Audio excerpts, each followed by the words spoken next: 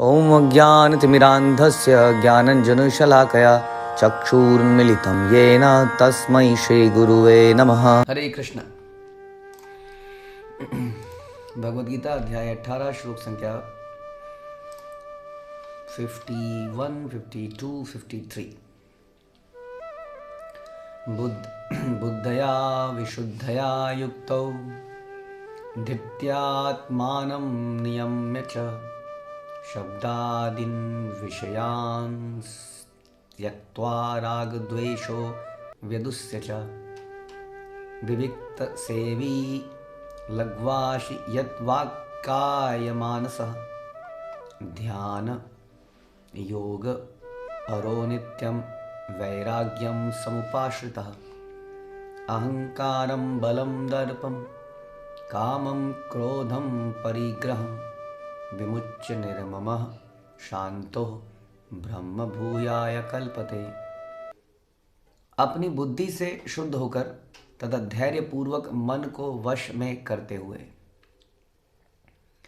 इंद्रिय तृप्ति के विषयों का त्याग कर राग तथा द्वेष से मुक्त होकर जो व्यक्ति एकांत स्थान में वास करता है, जो थोड़ा खाता है, जो अपने शरीर मन तथा वाणी को वश में रखता है, जो सदैव समाधि में रहता है तथा पूर्णतः विरक्त मिथ्या अहंकार, मिथ्या शक्ति, मिथ्या गर्व, काम, क्रोध तथा भौतिक वस्तुओं के संग्रह से मुक्त है, जो मिथ्या स्वामित्व की भावना से रहित और शांत है, वह निश्चय ही आत्म साक्षात्कार के पद को प्राप्त होता है। तो इससे पिछले श्लोक में हमने सुना कि भगवान ने बोला कि सबसे पहले हमने सुना कि वृत्तिपूर्वक अपने अपने आश्रमों के अनुसार हमें कुछ कार्य करने चाहिए और उनको भगवान की प्रसन्नता के लिए करना चाहिए। हमने सुना कि किस प्रकार से इंद्रियों को संयमित रखने का प्रयास करना चाहिए, लेकिन संयमित रखने के बाद सिद्धि इंद्रियों को संयमित करना ही नहीं है। कोई व्यक्ति अगर बहुत कठोर तपस्वी है, केवल दूध पे रहता है, मान लेते हैं केवल फलों पे रहता है, तो उसको हम सिद्ध ज्ञान की अवस्था में नहीं कहते, क्योंकि वो ब्रह्म को नहीं जानता, वो भगवान को नहीं जानता, परमात्मा को नहीं जानता, वो जीवात्मा के परमात्मा के साथ रिलेशनशिप को नहीं जानता, तो उसको हम सिद्ध अवस्था नहीं कह सकते हैं। वासुदेवम सर्वमिति स महात्मा सुदुर्लभा। अल्टीमेटली हमारा ज्ञान भगवान को जानने और उनकी प्रेममयी सेवा करने पर समाप्त होता है, और उसके बाद सेवा करने के लिए अलग अलग तरीके के विचार करना, कैसे सेवा करी जाए जो कि अनुकूल है, भगवान को प्रिय है, गुरु परंपरा द्वारा प्रमाणित है, इसको समझने में वो ज्ञान लग जाता है। तो ये सिद्धि की अवस्था है। इसको प्राप्त करने के लिए भगवान कह रहे हैं क्या क्या करना पड़ेगा व्यक्ति को। इस सिद्ध अवस्था में आने के लिए, अगर हम इस सिद्ध अवस्था में आना चाहते हैं तो हमें क्या क्या करना पड़ेगा, वो इन तीनों श्लोकों में भगवान बता रहे हैं। तो सबसे पहले अपनी बुद्धि से शुद्ध होकर, बुद्धि शुद्ध करने का कार्य करती है। क्यों? क्योंकि मन जो है, मन का कार्य होता है थिंकिंग, फीलिंग एंड विलिंग। मन का कार्य है इच्छा करना, ये प्राप्त कर लूँ, ये प्राप्त कर लूँ, ऐसा कर लूँ, ऐसा कर लूँ, ऐसा मिल जाए, काश ऐसा हो जाए, ये हो जाए, ये हो जाए। हम अक्सर बोलते हैं मन नहीं कर रहा है, मन कर रहा है, मन नहीं कर रहा है, मन कर रहा है। तो मन कई सारे ऐसे विचार करता है जो कि हमारे लिए सही नहीं है, हम अपवित्र करने वाले हैं। क्योंकि इच्छाएं कैसी भी हो सकती हैं। इच्छाएं कुछ गलत चीज़ें खाने की, कुछ गलत चीज़ें पीने की, कुछ गलत लोगों के साथ संग करने की हो सकती हैं, जो कि हमें अपवित्र करती हैं। बुद्धि का कार्य है कि ऐसी इच्छाओं को जो हमें अपवित्र करती हैं उनको हमारे जीवन से हटा दे। इस प्रकार बुद्धि से शुद्ध होकर, और बुद्धि को शुद्ध करने के लिए हमें शास्त्रों का पठन, साधुओं का गमन, उनका अनुगमन कह सकते हैं, करने से होती है। तो हम गुरु साधु शास्त्रों की वाणी से अपनी बुद्धि को शुद्ध करते हैं और अपने मन को नियंत्रित करते हैं ताकि हम कोई अपवित्र कार्य ना कर जाएं, और हमें भगवान की सेवा में लगाने के लिए बुद्धि मन को लगाती है। इसका एग्जाम्पल यही कि हम जब प्रारंभ में कोई भक्ति के नियमों का पालन करते हैं, जैसे जप करना, व्रत करना इत्यादि, तो हम बुद्धि का प्रयोग करके करते हैं। हमारा मन नहीं लगता है उन विचारों पर, उन बातों पर, उन प्रवचनों पर, उन सही चीज़ों पर, लेकिन बुद्धि हमें लगाती है, क्योंकि बुद्धि कहती है यही आपके लिए सही है, ये आपको पवित्र करेगी, लगो लगो लगो लगो, और धीरे धीरे हमारा मन लगने लगता है। तो इस प्रकार से बुद्धि से शुद्ध होकर, तो बुद्धि एक तो मन को नियंत्रित करके सही जगह पर लगाती है, दूसरी हमने बोला कि बुद्धि को शुद्ध करने के लिए हमें शास्त्र की, गुरु की, साधु की आवश्यकता पड़ती है। तो इस प्रकार अपनी बुद्धि से शुद्ध होकर तथा धैर्यपूर्वक, हर व्यक्ति को जो सिद्धि को प्राप्त करना चाहता है उसे अपनी बुद्धि शुद्ध करनी पड़ेगी और बुद्धि से अपने मन को शुद्ध करना होगा। समझ में आया? इसलिए गुरु, साधु, शास्त्र, हाँ, यानी कि वैष्णव, गुरु और शास्त्र, भागवतम, भगवत गीता इत्यादि, ये हमारे जीवन में अनिवार्य चीज़ें होनी चाहिए। इसलिए भक्ति के प्रोसेस में शास्त्रों का पढ़ना, शास्त्रों का नियमित रूप से सुनना, प्रमाणित स्रोत से बड़ा ज़रूरी चीज़ है। ये हमें शुद्धि करता है। आप देखते ही, हम देखते हैं कि जब हम श्रवण करते हैं इन लेक्चर्स को तो हम सतोगुण में आ जाते हैं तुरंत। अक्सर लोग कहते हैं कि जब तक लेक्चर सुनते हैं तब तक बिल्कुल सही हो जाता है, अपनी गलतियाँ दिख रही होती हैं, लेकिन जैसे ही लेक्चर ख़त्म होता है हम फिर वही चीज़ें करने लगते हैं, हम वहीं के वहीं पहुँच जाते हैं। इसलिए हमें निरंतर संग की आवश्यकता है। जब निरंतर किसी के निरीक्षण में, संरक्षण में रहेंगे तो हमसे गलतियाँ होनी बंद हो जाएंगी, लेकिन जब हम अपना स्वतंत्र इच्छा से कुछ इधर उधर करेंगे तो हमसे गड़बड़ी होने चालू हो जाएंगी। इसलिए अपनी बुद्धि से शुद्ध होकर तथा धैर्यपूर्वक मन को वश में करते हुए, अभी हमने चर्चा यही करी थी।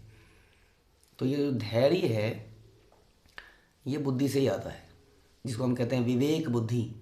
विवेक बुद्धि क्या है? विवेक बुद्धि यही तो है।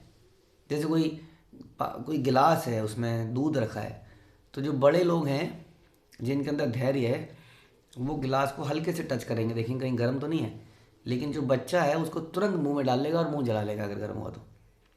हाँ, तो विवेक बुद्धि हमें क्या सिखाती है कि देखो, सोचो, समझो, फिर करो।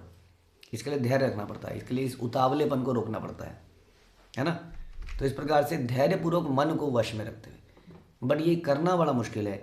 एक स्पिरिचुअलिस्ट व्यक्ति जो स्पिरिचुअल प्रैक्टिसेस कर रहा है उसके लिए आसान हो जाता है, इसलिए वो इतने सारे नियमों का पालन करते हैं। जरा जरा से बच्चे इतने इतने नियमों का पालन कर लेते हैं जो कि बड़ों के लिए पॉसिबल नहीं है। इसलिए यदि हम स्पिरिचुअलिटी का प्रैक्टिस करते हैं तो हमारे जीवन में, मटेरियल लाइफ में भी बड़े लाभ मिलते हैं, क्योंकि हम अपने उतावलेपन से बहुत सारी गलतियां लाइफ में कर देते हैं। चाहे वो क्रोध का उतावलापन हो, चाहे वो किसी इंद्रिय तृप्ति का उतावलापन हो, हम बहुत सारी मिस्टेक कर देते हैं उसमें, जो कि इरिवर्सिबल होती है कई बार। हाँ, तो ये इससे हमें एक स्पिरिचुअलिस्ट को ताकत मिलती है, क्योंकि वो बुद्धि को शुद्ध करता है शास्त्र के द्वारा, गुरु द्वारा। इसलिए वो मन पर धैर्यपूर्वक नियंत्रण कर पाता है। तो ये करना, अगर हमें सिद्धि को प्राप्त करना है तो ये ज़रूरी चीज़ है। इंद्रिय तृप्ति के विषयों का त्याग कर देना। हाँ, तो मन को जो वश में करना है, किस लिए करना है? इसलिए थोड़ी करना है। जैसे कई बार कई सारी पिक्चरों में हमने देखा, क्या बताते हैं कि कोई काम करने का मन कर रहा है तो 10 तक गिनती करो, 1 2 3 4, हाँ, 8 9 10, उसके बाद भी मन करे तो कर दो। अब बताइए भैया, हमारा मन तो फिर भी करेगा, इतना सरल थोड़ी है हमारा मन। अब हमें लगता है ये जस्टिफाइबल हो गया, मैंने 10 गिनती गिनी थी, 10 गिनती के बाद भी मेरा मन तो कर रहा है, मैं तो करूँगा। अब तो ऐसे ऐसे तरीके लोग बताते हैं, because that is what they have. खोखली बातें हैं वास्तव में। हम पहले भी एक बार एक वीडियो रिलीज कर चुके हैं कि लोग कैसे मोटिवेट करते हैं एक दूसरे को। ये वास्तविक मोटिवेशन नहीं है। वास्तविक मोटिवेशन कृष्ण की प्रसन्नता होना चाहिए, राइट। तो मन तो हमेशा ही ऐसा रहेगा। मन तो 10 गिनती की दीजिए, 20 गिनती कर दीजिए, तब भी ऐसा ही बोलेगा। वास्तव में मन के ऊपर बुद्धि है, और मन को कंट्रोल करने का कारण बता रहे हैं यहाँ पर। मन को क्या कंट्रोल करना है कि इंद्रिय तृप्ति के विषयों को त्याग करना है। एंजॉयमेंट, क्या हम एंजॉय भी नहीं कर सकते? क्या प्रॉब्लम एंजॉयमेंट में? कम से कम सही एंजॉयमेंट तो कर सकते हैं ना। हम एक कंपनी में जाते हैं तो enjoyment is not the purpose, लेकिन कंपनी कई बार अपने एम्प्लॉयज़ के लिए कुछ फन डे रखती है। बट अगर आप कहें मुझे रोज़ ही फन डे करना है, तो कंपनी कहती है आपको एंजॉय करना है, प्रेस्क्राइब्ड वे में करना पड़ेगा, हम आपको तरीके बताएंगे, how can you enjoy. Company कहती है आप अच्छा काम करेंगे, आपको बोनस देंगे, आपको शेयर्स देंगे, शेयर्स पे राइट देंगे, आपको कुछ फैसिलिटीज़ देंगे, आपको एक क्लब हाउस देंगे, आप वहाँ जा सकते हैं, आपको दिन में एक जिम दिया है हमने ऑफिस के अंदर, at a time an employee can go for 15 minutes to 20 minutes, half an hour, और whatever is the I mean rules and regulation, उसके अनुसार आप जिम में भी जा सकते हैं। सपोज़ कोई कंपनी कहती है कि हम चलो स्विमिंग पूल ही बनाते हैं, आपको आफ्टर आवर्स और वट एवर ये भी फैसिलिटी दी जाती है, lot of facilities, but the purpose is that the employee works for the company. उसी तरह से भगवान भी बोलते हैं let us come here in this world, the main purpose is going back to Godhead. इसके लिए मैं तुम्हें फैसिलिटी देता हूँ, मैं तुम्हें फल देता हूँ, मैं तुम्हें अंगूर देता हूँ, काला अंगूर, हरा अंगूर, oranges, Keanu, strawberry, what not, lot of other things, अन्न है, बहुत सारी चीज़ें मैं तुम्हें ये देता हूँ, मैं तुम्हें हीरे देता हूँ, मैं तुम्हें सोना देता हूँ, लेकिन provided you fulfil the purpose. तो इसलिए इंद्रिय तृप्ति, अब आप कोई कहे कि हम क्या नहीं कर सकते, कर सकते हैं, बट वट इज़ प्रेस्क्राइब्ड वो कर सकते हैं। हमें तो पता ही नहीं क्या प्रेस्क्राइब्ड था, हमने तो सोचा कि whatever is there is to enjoy. No, this is wrong. शास्त्र ऐसा नहीं कहते। इस श्लोक में साफ लिखा गया है कि इंद्रिय तृप्ति से के विषयों का त्याग कर देना, ओनली प्रेस्क्राइब्ड, यस। और हम जब रूल्स में रहते हैं तो प्रेस्क्राइब्ड इंद्रिय तृप्ति में भी आनंद आता है, वास्तव में आनंद आता है। भक्त लोग पूरा आनंद लेते हैं, लेकिन पर्पस को पूरा करते हुए। हाँ, ऐसा नहीं है कि भक्तों का जीवन नीरस हो जाता है। अगर नीरस हो जाता तो इतने लाखों लाखों लाखों लोग क्यों फॉलो कर रहे होते। इसलिए मन को वश में करने का मतलब केवल वश में करना नहीं था, बेसिकली पर्पस समझना पड़ेगा। इंद्रिय तृप्ति की 1 2 3 4 10 सामने मैंने मन को कंट्रोल कर लिया 10 गिनती तक नहीं, मुख्य बात थी कि इंद्रिय तृप्ति के विषयों का त्याग करना। इसलिए कई बार लोग हैं ये खा सकते हैं क्या, ये खा सकते हैं क्या, ये नहीं खा सकते हैं क्या, ये कर सकते हैं क्या। It is not that much technical. The simple thing is enjoyment tendency से बचिए, क्योंकि वो हमसे पाप कराता है। पहली चीज़, उसमें पाप हो ही जाता है हमसे, हम रेस्ट्रिक्ट नहीं कर पाते, हमें आदत पड़ जाती है इस चीज़ की। कई बार इस चक्कर में हम गलतियां कर जाते हैं। हम सब जानते हैं, हम सब मैच्योर लोग हैं, कैसी कैसी गलतियां हमसे हो जाती हैं इस चक्कर में। दूसरा, हमें ये संसार सुहावना लगने लगता है, जो कि है नहीं। प्रॉब्लम ये है कि ये सपना जिस दिन टूटता है उस दिन बहुत बुरा लगता है, इंद्रिय तृप्ति का सपना, राइट। तो इस तरीके से यहाँ मुख्य पर्पस समझना पड़ेगा हमें। ये ज़्यादा टेक्निकल जाने की जरूरत नहीं कि ये कर सकते हैं कि नहीं, ये खा सकते हैं कि नहीं। मुख्य चीज़ है कि हम इंद्रिय तृप्ति, इंजॉयमेंट टेंडेंसी को त्यागें, क्योंकि वो अल्टीमेटली हमें ही पेन देगा। जिस आनंद को मैं ढूंढ रहा था वो आनंद नहीं देगा, उल्टा पेन और दे देगा। ठीक है, ये हमने समझा। राग तथा द्वेष से मुक्त होकर, राग और द्वेष, इससे अटैचमेंट है, ये मेरा भाई है, ये मेरा दुश्मन है, इसने मेरा सपोर्ट किया था, इसने मेरे अगेंस्ट में बोला था। इन चीज़ों से, ये जो द्वेष रखने से कुछ होता नहीं है। हम मन में पता नहीं किन किन लोगों से द्वेष रख के बैठे रहते हैं, और हम कहते हैं अपने आप को स्पिरिचुअलिस्ट, या हम ये स्पिरिचुअली सिद्ध व्यक्ति बन ही नहीं सकता है। वो भगवान यहाँ बता रहे हैं वही व्यक्ति बन सकता है जो मन को नियंत्रित करे, इंद्रिय तृप्ति से हटे और राग और द्वेष से मुक्त हो। सांसारिक अटैचमेंट ना हो, उसकी अटैचमेंट फिलोसॉफिकल हो। यस, मुझे भगवान से रिलेटेड भक्तों से अटैचमेंट डेवलप करनी है, जो कि प्योर हैं, जो कि प्योर सोल्स हैं, जो कभी भगवान के विषय के अलावा कोई और चर्चा करने में इंटरेस्ट नहीं रखते, जो गुरु की बात के लिए मर जाना चाहते हैं, जो किसी की निंदा नहीं करते, है ना।